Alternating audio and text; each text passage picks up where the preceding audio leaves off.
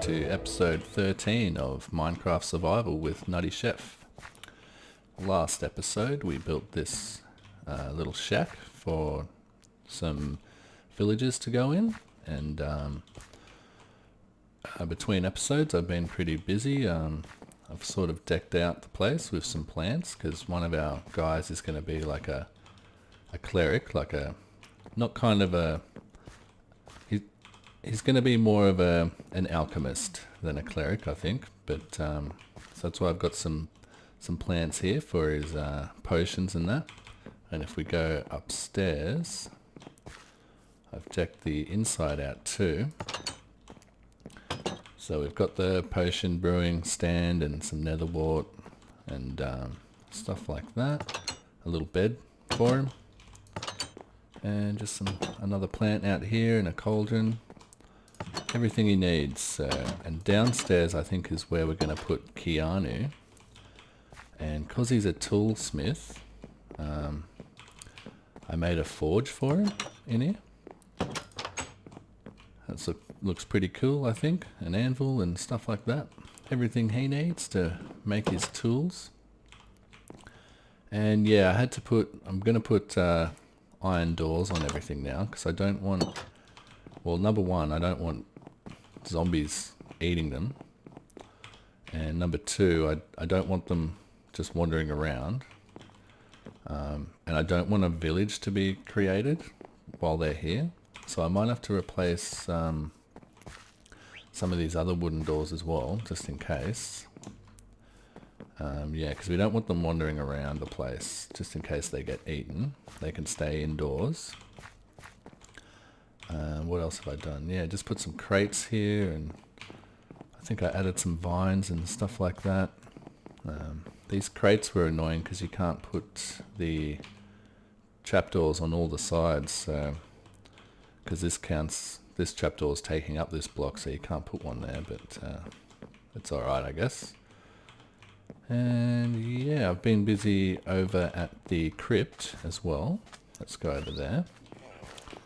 I've put in a staircase all the way down, and I've dug out a big cavern down there, ready to put our death counter in there. So it's not fully finished yet. I've sort of added some stairs here. I haven't done any more work in here. But I've got some stairs down here, and I want to change this. I think it looks too neat and tidy. I want to sort of rough it up a bit and maybe dig out the ceiling a bit more, because once I added the stairs in, the ceiling seemed a bit lower, so we'll have to dig a bit out of the top. And then you just come down here, and here we go. So this is where the death count is going to be, and this is the cavern I've dug out. It took quite a bit because I don't have a beacon yet. I completely went through my silk touch shovel, pickaxe. Both of these are full. Yeah, so I kind of want to have a pond down in the bottom. And you walk out, you're going to walk out onto a bridge, which is here. This is just all temporary stuff to sort of lay it out. And I guess the button will be here that you can press, and then you can have a look at the numbers change. And I thought it would be cool, instead of just having both the numbers on one level, I thought, why not just sort of make this one a bit higher and this one a bit lower, so it's not all square looking. So that should be cool. But I still got a lot of work to do. Like, that's actually the ceiling. The ceiling actually goes into the dirt, which is close to the surface. So lucky I came down this far. Otherwise we would have had problems. But yeah, I've got to dig out a big, probably even bigger than this dig, behind there to put in all the redstone for this display. So that'll be fun. But yeah, and I want to dig out the walls here a bit more, and we've got to add I want to add proper looking stone instead of all this diorite and granite and stuff. So yeah, but she's coming along good. I'm happy with that. And I decided to make myself an ender chest because, actually I'll take that minecart. just because I was going mining. I've done a lot of mining since last episode, and I don't have shulker boxes yet, so the ender chest sort of acts as a shulker box, so that's pretty handy till we get some shulkers. Just need a silk touch pickaxe to pick it up, which I completely ruined digging that out, but I'll fix it up. And yeah, but this episode I want to get the villagers in, so that's why there was that dirt. It starts here, the dirt starts all the way over there, it goes all the way over to our villager breeder, and I've laid out a track all the way along the dirt, all the way into our shack here, where we're going to put Kyani and a Cleric, if we've got one in the breeder, hopefully. So yeah, that'll just inject him directly into that top little bunk up there. And then we can do the same thing with Kyani. So, well, I've got a minecart, so let's have a ride and see if it all works okay. See if we get there. I had just enough tracks to do it, so that was lucky. Let's go. Kind of like a monorail or something. Pretty cool. And yeah, I just made it out of dirt, so I can easily break it all away once I need to get rid of it. I might just break it all away to somewhere in the forest here, out of sight, so that if we want to get, when we want to get more villages, we can just extend it again from like here or something. So yeah, it goes all the way. It's a very long track.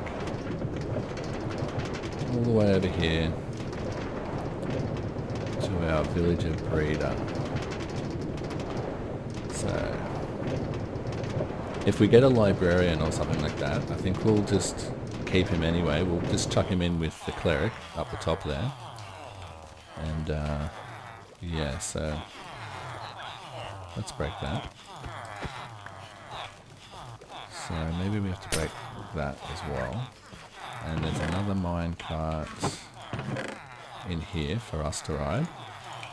So what's going to happen here is I'm going to push the minecart in, and hopefully it picks up a villager, and then it'll bounce back and come this way, and if it's a villager that we want, we'll keep it, and if it's, and then we'll send it, we'll switch the track here and send him on his way to the house. But if it's not, we'll just kill him until we get the one we want. So let's give this a try. This should work. Oh, it's a bit slow. Oh, we got one. Okay. But it didn't bounce back. So let's just kill that guy. We don't want a nitwit. Let's try again. Oh. A farmer. A shepherd. Okay, we want a farmer for trading, because I want to make a pumpkin farm, but I don't really want a shepherd, so we'll kill that guy. Although he could be good for wool, but I'm sure we can get another one of those. It's getting to be night time. What's this guy? Another shepherd. We can sleep in the bed. So I'll keep going till I get one that I want, and then I'll come back. Alrighty, so we got our cleric. I just checked his trades. It's 40 rotten flesh for an emerald, which I don't think is the best, but we're not interested in the rotten flesh as much as the glowstone, because I hate going to the nether to collect glowstone, so that's why I like to just trade emeralds for it. But hopefully he's got a good glowstone trade, like 2 or 3 at least glowstone for an emerald. So what's he doing? Get back there. Okay, so let's switch the track and let's go. Go for it, buddy. And we'll have our cleric installed, and then we can go for Kyani. Alrighty, there he goes. Success. Oh, Let me in there. I'll leave him in the minecart for now, but I will block off this entrance, which I left these blocks here perfectly ready for us to do just that. You stay there. Is there enough light in there? Just to be on the safe side, I'll put another torch. Okay, so what's this glass for? Don't know. Okay. Well, I'll go get Kyani and I'll change up this track to go down to his house and I'll be back when he's installed. Alright, so Kyani and Cleric guy have successfully been installed. Kyani's just in here. Just left him in the minecart. And I just want to see if this guy's glowstone trade is good before we fully take away the track. So hopefully I've got this much rotten flesh which I've managed to accumulate. And let's just have a look. So let's see what he does for us. What have we got now? Nothing yet. Let's put that in there.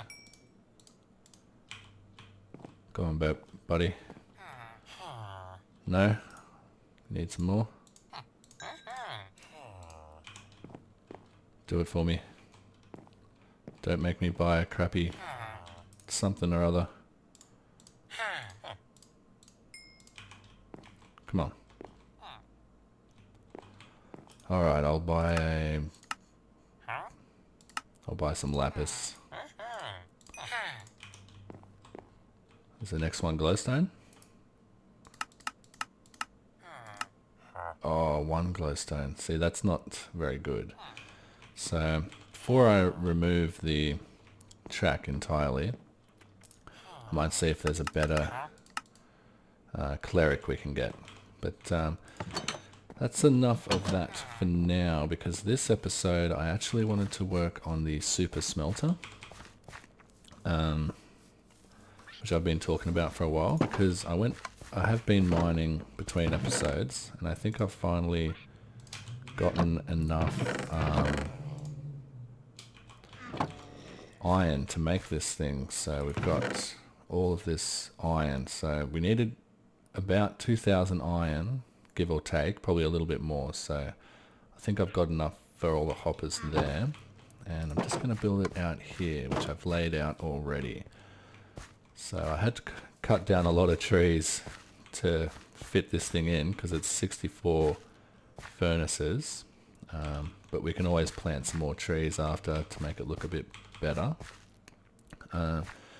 So it's going to have hoppers connected on all sides of all the furnaces except the front, and it's going to have mine carts going over, filling them all up with the fuel and whatever we want to smelt them with, and then hoppers underneath to collect all the stuff. So I think the collection area is going to be here. I'll put some chests with some hoppers, and the loading station is going to be here, which I've got a design for in my test world. So I'll go and show you that design, and then we'll come back and I'll have put all the hoppers in and maybe started some of the track. Alright, so here we are in the test world, and this is my design for the minecart loader, because I looked online and tried to find one that would be good for a furnace, and there are some, but they don't do exactly what I wanted. So I came up with this, which doesn't look the neatest or the tidiest, but it does what I wanted it to. So basically what we want the minecart to do is, like, if we put stuff in here, we want it to fill up the minecart, and then once our stuff is all gone into the minecart, we want the minecart to take off. We also want to have it so that if the minecart goes around all the furnaces and it still has stuff in it, it'll come back and this comparator will read that it still has stuff in it, And after a short delay, after it passes here, after a short delay it'll turn on the track again, so the minecart will come back and then bounce back and do another lap until it's empty. But we also wanted it to, like, say if I put a full double chest of sand or whatever and it fills up the minecart and then just keeps filling up until this hopper's full, and then this hopper's full, and then this hopper's full.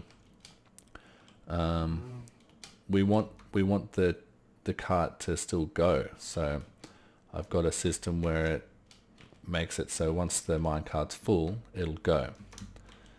And so what happens is, as items are flowing in, this comparator reads it, and because there's only ever one item at a time in this hopper flowing through, it'll only read as a 1 energy, which comes through this block into this redstone, so it'll only light up this redstone, it won't light up that redstone.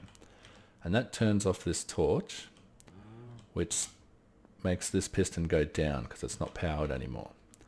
And then once all the items have flown into the chest, the redstone will go off, turning the torch back on, which will send a pulse through that block, which will be now down here, and into here, which will send the minecart off. I think that's a falling edge monostable circuit. But what happens if we put heaps of items in, more than that chest can hold? Then the items will start filling up this hopper, which they'll do, and then this comparator will read more than a 1 energy, which so that it'll go to here, which will then come through here and go and power it anyway. So once it gets too full, it'll get powered as well, and then it'll keep going.